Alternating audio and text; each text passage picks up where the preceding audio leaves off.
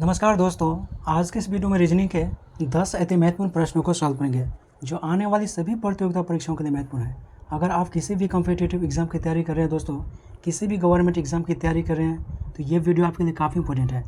Reasoning के 10 अति महत्वपूर्ण प्रश्नों को सॉल्व करेंगे और इन सभी प्रश्नों को सर्च ट्रिक के साथ सॉल्व करने की कोशिश करेंगे, तो आप वीडियो में अंत तक जरूर बने रहिएगा। तो चलिए चलते हैं क्वेश्चन नंबर फर्स्ट। सभी क्वेश्चन मोस्ट इंपॉर्टेंट है दोस्तों, तो आप पहले खुद से सॉल्व करने की कोशिश ज़रूर कीजिएगा।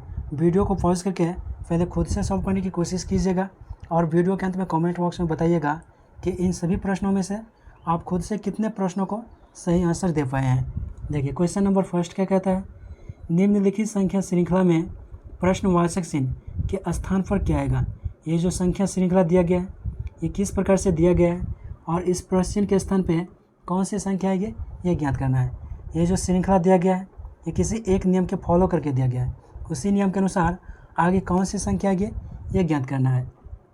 देखिए 28 से जो है 28 से 33 हो गया है, 28 से 33 हो गया, यहाँ पे जो है 5 प्लस हुआ है, 28 से 33 हो गया 5 प्लस हुआ है, फिर 33 से 31 हो गया है, यहाँ पे जो है 2 माइनस हुआ है, फिर 31 से 36 हो गया है, 31 से 36 हो गया है, यहाँ पे 5 प्लस हुआ है, फिर 36 से जो है 36 से 34 हो गया है, यहाँ पे 2 माइनस हुआ है।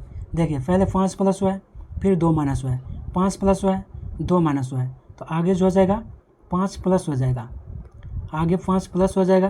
तो 34 में जो है 34 में 5 प्लस करेंगे, 34 में 5 प्लस करेंगे तो कितना जाएगा 39 हो जाएगा। तो इस प्रश्न के स्थान पे 39 हो जाएगा, 39 हो जाएगा इसका राइट आंसर, 39 हो जाएगा इसका राइट आंसर। इस प्रश्न के स्थान पे 39 हो जाएगा। 39 किस ऑप्शन में है, ऑप्शन बी में है, ऑप्शन बी हो जाएगा इसका राइट आंसर।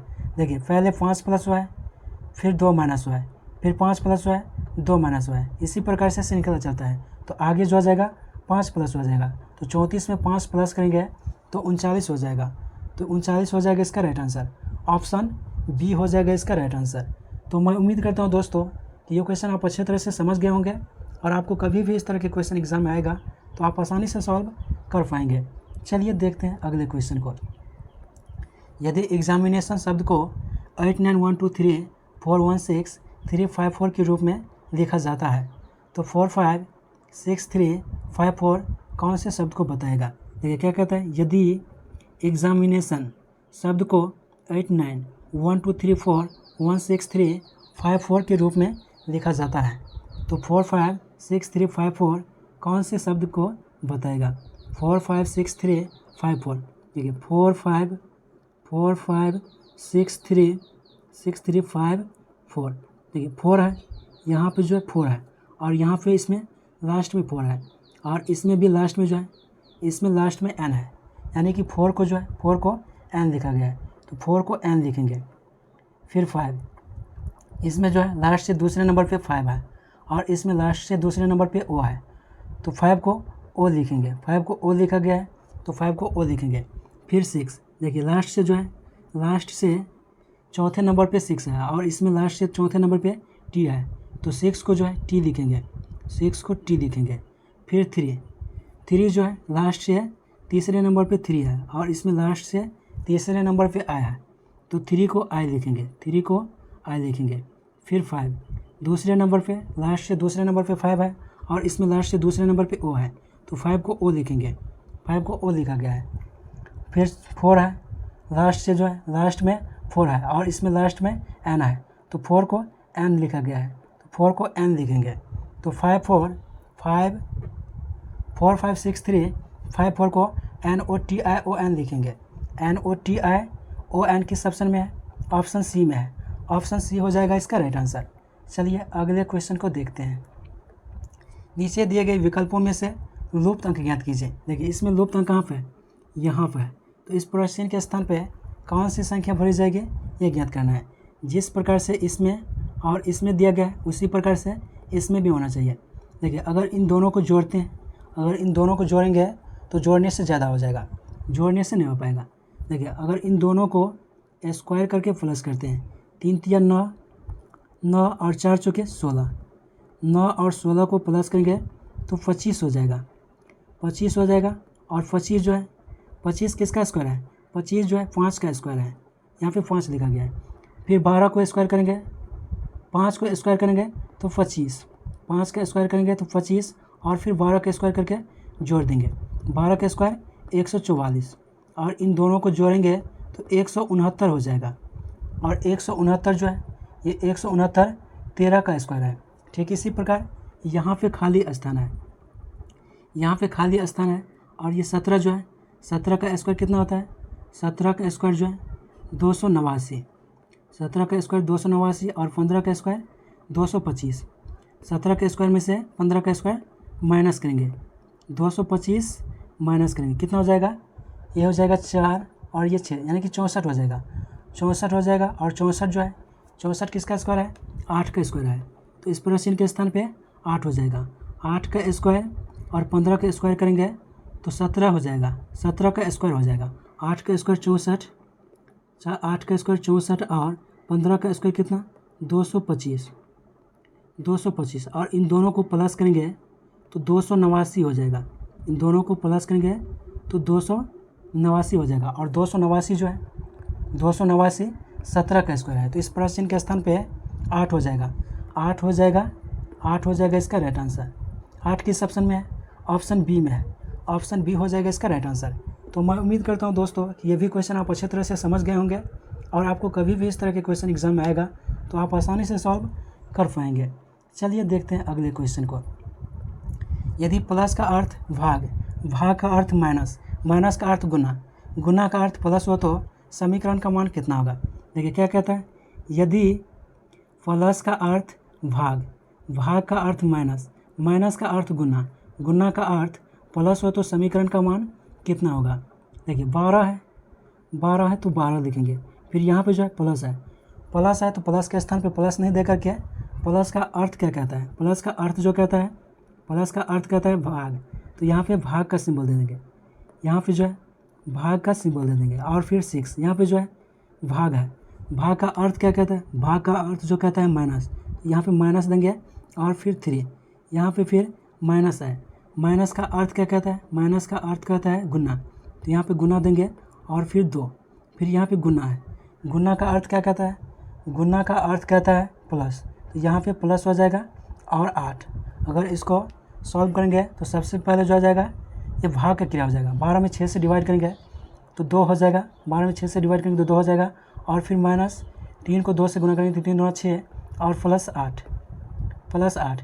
देखिए 8 प्लस में है और 2 प्लस में है, तो 8 2 10, 10 में से 6 माइनस करेंगे तो 4 हो जाएगा। तो इस समीकरण का मान जो हो जाएगा 4 हो जाएगा, 4 हो जाएगा इसका राइट आंसर। 4 किस ऑप्शन में है, ऑप्शन बी में है, ऑप्शन बी हो जाएगा इसका राइट आंसर। चलिए अगले क्वेश्चन को देखते हैं। निम्नलिखित में से उस शब्द का चयन करें जो दूसरों से भिन्न है। देखिए कली, कली, शाखा, पौधा और जड़, इन चारों में जो है, इन चारों में भिन्न पूछ रहा है, इन चारों में भिन्न कौन है। देखिए कली, कली, शाखा, पौधा और जड़, इन चारों में जो भिन्न हो जाएगा वो हो जाएगा आपका राइट आंसर। देखिए कली, शाखा और जड़ जो है, कली, शाखा, जड़ पौधा का एक अंग है, कली, शाखा और जड़ जो है पौधा का ही एक अंग है, तो इसमें भिन्न जो हो जाएगा, भिन्न हो जाएगा सी, पौधा हो जाएगा भिन्न। कली, पौधा, कली, शाखा और जड़ जो है, कली, शाखा, जड़ पौधा का ही अंग है, तो ऑप्शन सी हो जाएगा इसका राइट आंसर। भिन्न जो हो जाएगा पौधा हो जाएगा, ऑप्शन सी हो जाएगा इसका राइट आंसर। चलिए अगले क्वेश्चन को देखते हैं। बी डी की माँ है पर डी बी की बेटी नहीं है, ए एम का बेटा है, वह जी का भाई है, जी डी की बहन है, एम बी का की क्या है। देखिए क्या कहता है, बी डी की माँ है, बी जो है डी की माँ है, तो डी की माँ है तो डी से ऊपर चला जाएगा बी, और इस पे जो है माइनस का सिंबल दे देंगे, माँ है तो माइनस का सिंबल दे देंगे। फिर क्या कहता है, डी बी की बेटी नहीं है, डी जो है बी की बेटी नहीं है, बेटी नहीं है तो बेटा होगा। फिर क्या कहता है, ए एम का बेटा है, वह जी का भाई है, जी डी की बहन है, जी जो है जी डी की बहन है, डी की बहन है तो जी यहाँ पे हो जाएगा, और इस पे माइनस का सिंबल दे देंगे, इस पे जो है माइनस का सिंबल देंगे। क्या कहता है, ए एम का बेटा है, ए एम का बेटा है, वह जी का भाई है, जी का भाई है ए, तो ए यहाँ पे हो जाएगा, ए यहाँ पे हो जाएगा। ए एम का बेटा है, ए एम का बेटा है, ये भाई है, ये भाई है तो इस पर प्लस का सिंबल दे देंगे। ए एम का बेटा है, ए जो है एम का बेटा है तो ए के ऊपर एम चला जाएगा, ए के ऊपर एम चला जाएगा। क्या पूछता है, एम बी का की क्या है, एम जो है बी से किस प्रकार संबंधित है, एम बी से किस प्रकार संबंधित। देखिए बी का बेटा ये और इसकी बेटी ये, इसका बेटा जो है ये, यानी कि इन दोनों का बेटा बेटी जो है नीचे में दिया गया है तो ये दोनों जो हो जाएगा पति पत्नी हो जाएगा। और इस पे माइनस का सिंबल है तो ये पत्नी और इस पे प्लस का सिंबल दे देंगे तो एम जो हो जाएगा, एम बी से संबंध हो जाएगा, एम पति का संबंध हो जाएगा, पति का संबंध है, एम बी से पति का संबंध है, पति हो जाएगा इसका राइट आंसर। पति किस ऑप्शन में है, ऑप्शन बी में है, ऑप्शन बी हो जाएगा इसका राइट आंसर। तो मैं उम्मीद करता हूँ दोस्तों ये भी क्वेश्चन आप अच्छी तरह से समझ गए होंगे और आपको कभी भी इस तरह के क्वेश्चन एग्जाम में आएगा तो आप आसानी से सॉल्व कर पाएंगे। चलिए देखते हैं अगले क्वेश्चन को।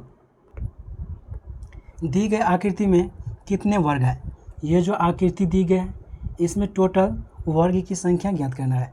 देखिए इसका ट्रिक जो होता है, इसमें कॉलम कितना दिया गया है, इसमें कॉलम जो है कॉलम 1 2 3, 3 कॉलम दिया गया है, 3 कॉलम दिया गया है और 3 रो भी दिया गया है, 1 2 और 3 दिया गया है। तो इन तीनों को जो है इन तीनों को स्क्वायर कर देंगे, एक को स्क्वायर करेंगे, एक को स्क्वायर करेंगे, एक को स्क्वायर करेंगे, 2 को स्क्वायर करेंगे, एक को स्क्वायर करेंगे प्लस 2 को स्क्वायर करेंगे, प्लस 2 को स्क्वायर करेंगे और फिर 3 को भी स्क्वायर करेंगे और इन दोनों को जोड़ देंगे। देखिए 1 का स्क्वायर 1 प्लस 2 का स्क्वायर 4 और फिर 3 का स्क्वायर 9, तो 9 5 कितना हो जाएगा 14 हो जाएगा। तो इस आकृति में जो है इस आकृति में 14 है, 14 वर्ग है, ऑप्शन डी हो जाएगा इसका राइट आंसर।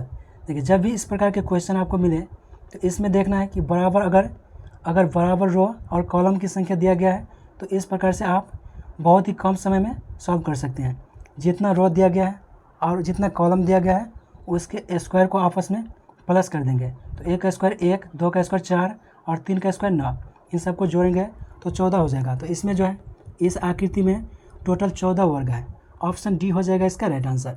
चलिए अगले क्वेश्चन को देखते हैं।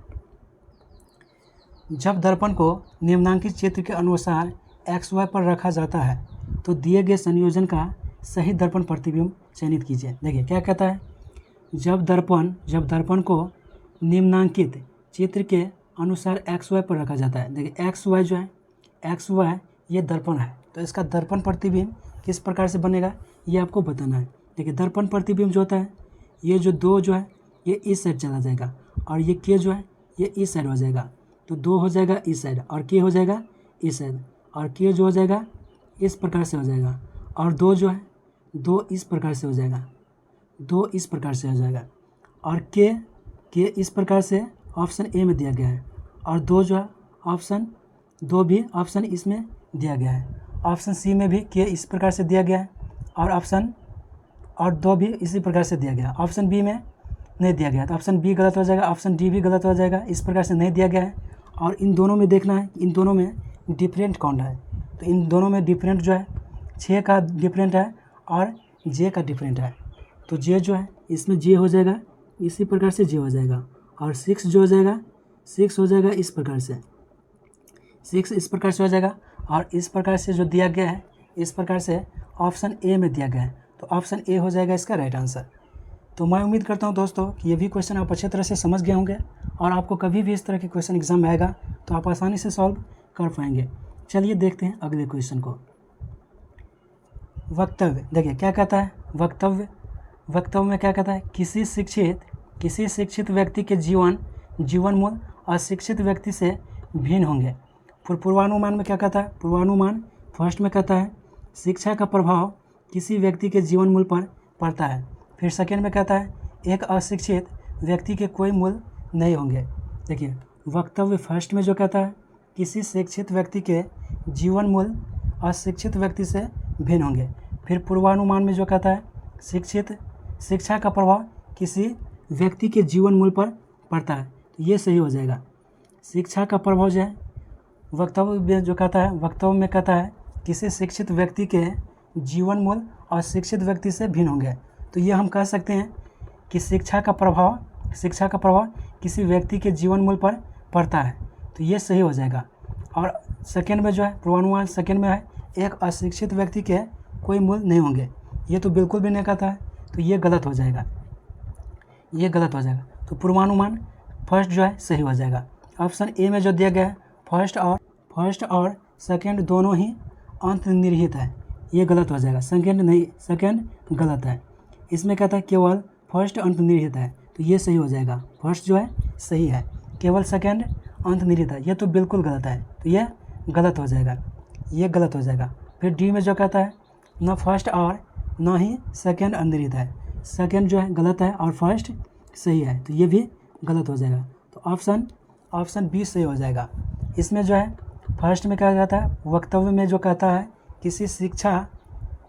किसी शिक्षित व्यक्ति के जीवन मूल्य अशिक्षित व्यक्ति से भिन्न होंगे। तो ये हम कह सकते हैं कि शिक्षा का प्रभाव किसी व्यक्ति के जीवन मूल्य पर पड़ता है।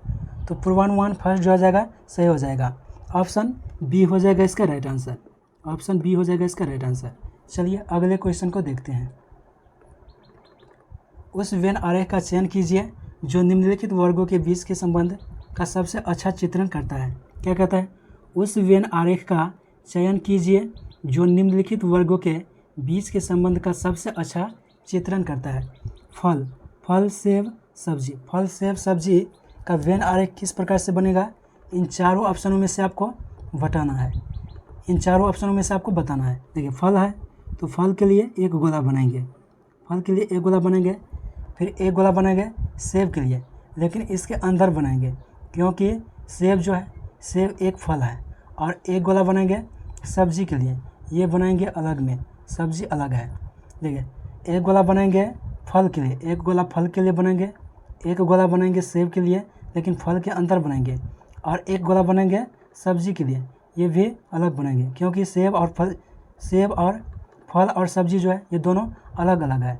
तो इसका डायग्राम इस प्रकार से बनेगा। इस प्रकार का डायग्राम किस ऑप्शन में है, ऑप्शन सी में है, ऑप्शन सी हो जाएगा इसका राइट आंसर। तो मैं उम्मीद करता हूँ दोस्तों कि ये भी क्वेश्चन आप अच्छी तरह से समझ गए होंगे और आपको कभी भी इस तरह के क्वेश्चन एग्जाम में आएगा तो आप आसानी से सॉल्व कर पाएंगे। तो आज के इस वीडियो में बस इतना ही। अगर वीडियो पसंद आया तो वीडियो को लाइक, चैनल पे नए हैं तो चैनल को सब्सक्राइब कर दीजिए। फिर मिलते हैं किसी नेक्स्ट वीडियो में। Best of luck.